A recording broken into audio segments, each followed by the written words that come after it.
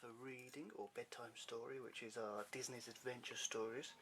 So you can see the book there, and we've got the smelly assistant who's going to hold the light, just so we can make it. Say hello. Hello. Right, you sit back a little bit sweeter and just shine that there. It's a bit dark, so we have to have an extra light. Right, so let's have a look. Right, I'm going to read this from the side. So, if we start with Tarzan. Right. So, Tarzan, right, okay. Jungle dangers. I'm going to hold you. Ah, yeah, okay. Right, so it's from the angle. Right. In an African jungle, Tarzan learned to swing from the trees like a monkey. But Tarzan could also do things that none of the gorillas in his family could do. He could swim with the hippos, and he could make things with his hands, like a spear that was as sharp as a rhino's horn. Tarzan wondered why he was so different. One day, when Tarzan was wrestling with his best friend, Turk, the two tumbled from the nesting grounds. Suddenly, a leopard jumped into the clearing. It was Sabor, the gorilla's worst enemy. Quickly, Tarzan and Turk ran back to the nesting grounds, with Sabor close behind. Roar! Kerchak, the great gorilla leader, beat his chest. Protecting his family, Kerchak threw Sabor, but the leopard attacked again. His sharp claws and teeth injured the great gorilla. Kerchak fell to the ground. He could not... Sweetie, just keep it right in the centre. Thank you. Could not get up.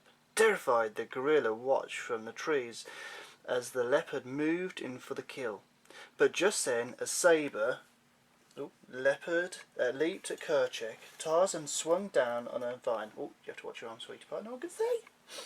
I know, you have the other book ready for us, and then when we can swap it, yeah? Good boy. Yes. When we're reading another book, I'll hold that light. Right. Tarzan swung down on a vine. With his feet, Tarzan knocked Sabor backward. Now the leopard was furious, snarling and growling. Sabor faced Tarzan. Tarzan had his spear ready, and he lunged at Sabor. "Rah!" screamed the leopard. The struggle continued as the two enemies scrambled up into the trees. With lightning speed, they twisted and turned, jumped and flew. Sabor leaped down at Tarzan from above. With the handle of his spear, Tarzan fended off the cat and threw him from the branches. Bravely, Tarzan jumped from the tree to face Sabor again. The leopard lunged at him, knocking the spearhead off of Tarzan's weapon.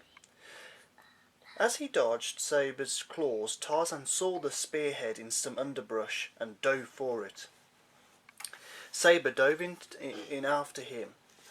A hush fell over the gorilla family. Turk watched and waited, fearing for her friend. Then, at last, Tarzan climbed out of the underbrush, holding Sabor's limp body. He let out a cry of victory. Ooh, ooh. If I can do that. Cheered the gorilla family. But Kerchak did not join them. The big gorilla turned sadly and began to walk away. He felt he had failed to protect his family. With a solemn face, Tarzan approached his leader. Then he laid the leopard at Kerchak's feet, as a sign of respect. As Kerchak looked at Tarzan, a new sound thundered through the jungle. Bang, bang! Gunshots blasted nearby. Quickly, Kerchak ordered the gorilla to the retreat to safety. Tarzan started to move with them. Then changed his mind. He knew... Oh, I can't see here. He was curious. Climbing high in the trees, he followed the new sound. What are these creatures? Thought Tarzan, as he looked down at the three humans. They did not look like any animals he knew. He followed the one with the funny yellow fur. She was running after a young baboon. Pieces of paper fell from her hands. Tarzan picked one up. It was a drawing of the baboon. Suddenly, Tarzan heard the strange yellow-furred creature yell. A group of angry baboons was chasing her. Swooping down on a vine, Tarzan grabbed the creature. They sailed through the jungle with the baboons close behind. The yellow animal kicked at the monkeys. She carried a strange sort of stick that opened. What an interesting weapon, thought Tarzan. Now he surfed along on the mossy branches of the highest trees. Baboons raced after them from all directions. Tarzan slid into a hollow trunk. The baboons slid in after them. Suddenly they were all falling, tumbling through the air. Ah! Screamed the creature in Tarzan's arms. He held her with one hand, and with the other Tarzan struggled to hold on. Gently he placed the creature safely on a tree branch. Baboons fell past them, all but two. The young baboon and his mother floated down, using the creature's funny stick as a parachute. The young baboon wanted the piece of paper that was stuck to the creature's fur. Tarzan grabbed it and handed it to him. Then he turned to the animal that had caused all of the trouble.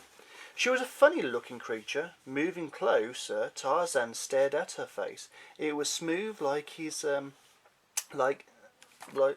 was smooth like his. No, it was smooth like his. Their eyes looked the same. Tarzan was puzzled. He looked harder. The creature did not have fur, after all. Instead, she was wearing fancy yellow clothes. He was surprised to see that she had 2 legs like his, with toes like his. Beneath the white material on her hands were long, thin fingers. Tarzan put his own hand against hers. They were the same. Now Tarzan knew the truth. There were other creatures like him. Tarzan, he grunted, pointing to himself.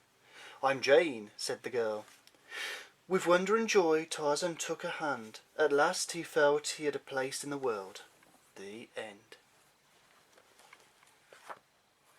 Thank you, guys.